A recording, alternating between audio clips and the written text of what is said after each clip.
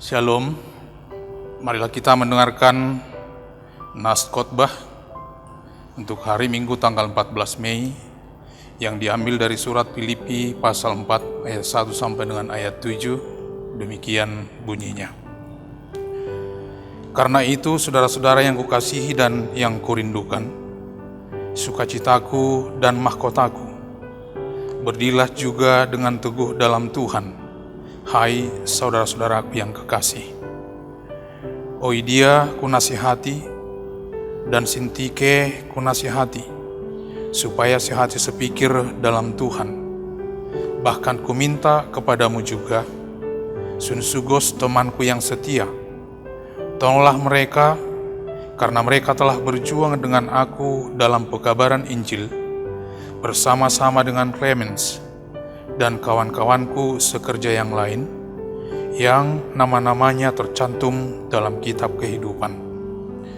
Bersukacitalah senantiasa dalam Tuhan. Sekali lagi kukatakan, bersukacitalah. Hendaklah kebaikan hatimu diketahui semua orang. Tuhan sudah dekat. Janganlah hendaknya kamu khawatir tentang apapun juga, tetapi nyatakanlah dalam segala hal keinginanmu kepada Allah dalam doa dan permohonan dengan ucapan syukur. Damai sejahtera Allah yang melampaui segala akal akan memelihara hati dan pikiranmu dalam Kristus Yesus. Demikian pembacaan Alkitab. Pada saat saya masih anak-anak, nenek saya sering menceritakan pengalaman-pengalaman hidup yang pernah dia jalani di masa-masa lampau. Salah satu cerita pengalaman yang paling sering diceritakan adalah masa-masa kelam ketika negara kita Indonesia masih dilanda oleh berbagai perang.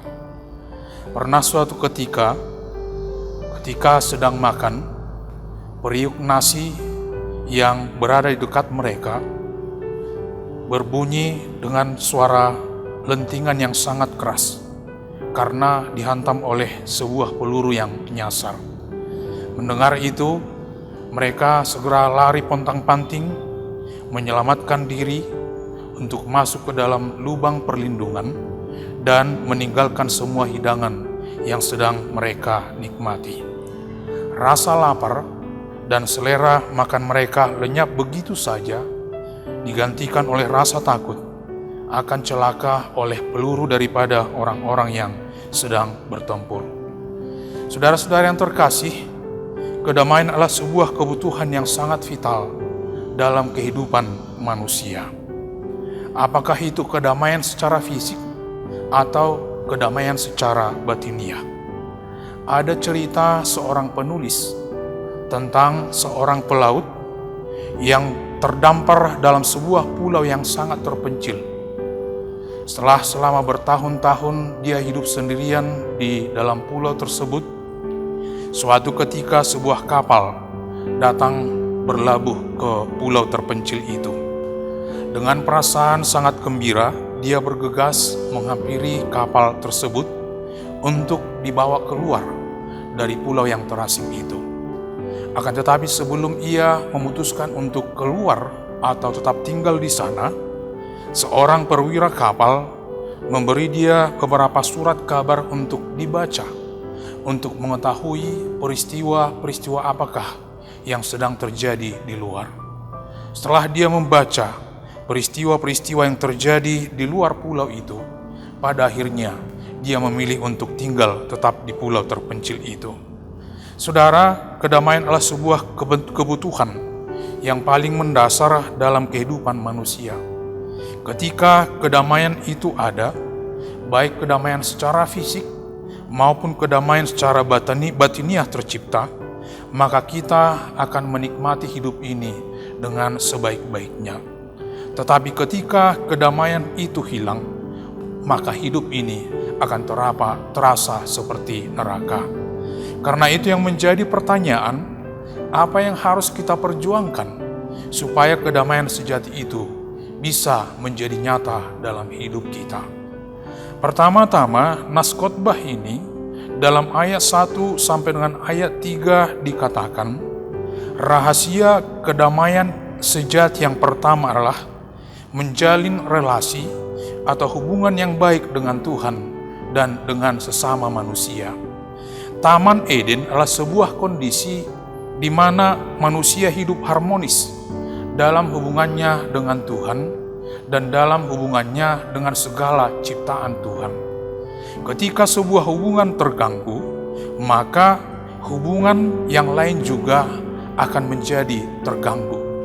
Ketika hubungan kita dengan Tuhan terganggu, maka relasi kita dengan ciptaan Tuhan yang lain juga akan terganggu.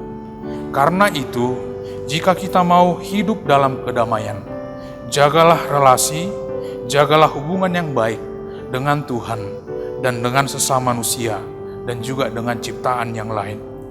Kemudian yang kedua, dalam ayat 4 dikatakan, hidup dalam sukacita. Apapun yang terjadi, hadapilah semuanya dengan sukacita. Saudara-saudara, kita semua pasti mengetahui, sukacita itu memiliki manfaat yang sangat banyak dalam kehidupan manusia. Ada cerita tentang sebuah perusahaan di Jepang yang berupaya untuk melakukan terapi tertawa kepada semua karyawannya sebelum mereka memulai untuk bekerja. Dan hasilnya, produksi perusahaan tersebut semakin lama semakin meningkat. Sukacita itu memiliki dampak yang sangat luar biasa dalam kehidupan manusia. Pertanyaan, mampukah kita menghadapi segala sesuatu yang terjadi dalam hidup kita dengan rasa sukacita? Ketika kita menghadapi apapun yang terjadi dengan berpikir positif, maka segala sesuatu itu akan kita hadapi dengan sukacita. Kemudian rahasia yang ketiga, supaya kedamaian sejati itu bisa tercipta, dalam ayat 5 dikatakan, hendaklah kebaikan hatimu diketahui oleh semua orang. Dalam bahasa aslinya, kata kebaikan hati sebenarnya berasal dari kata epeiekes, yang bisa diterjemahkan kelembutan. Dalam Amsal 15 ayat 1 dikatakan, jawaban yang lemah lembut akan meredakan kegeraman. Artinya, kelembutan itu memiliki dampak yang sangat luar biasa untuk menciptakan kedamaian. Sebuah batu yang keras, ketika bertemu dengan bantal yang empuk, pasti tidak akan menimbulkan dampak yang merusak. Sebaliknya, ketika batu yang keras bertemu dengan batu yang keras, maka batu itu pasti akan menjadi retak atau pecah. Demikian juga dalam hubungan kita dengan sesama, ketika kita berhadapan dengan setiap orang dengan diwarnai oleh kelembutan, maka hubungan baik, kedamaian akan terjaga kepada setiap orang. Yang terakhir, hidup dalam doa dan ucapan syukur. Seorang penulis berkebangsaan India mengatakan, jika ingin hidup damai, setiap kita bangun tidur, bacalah satu ayat dari kitab suci, dan kemudian renungkan. Setelah itu, lipat tanganmu, berdoa kepada Tuhan. Dan ketika kita hidup dalam doa dan rasa syukur, maka sebagaimana janji daripada nas khotbah ini dalam ayat 7, damai sejahtera Allah yang melampaui segala akal akan memelihara hati dan pikiran kita di dalam Kristus Yesus. Amin.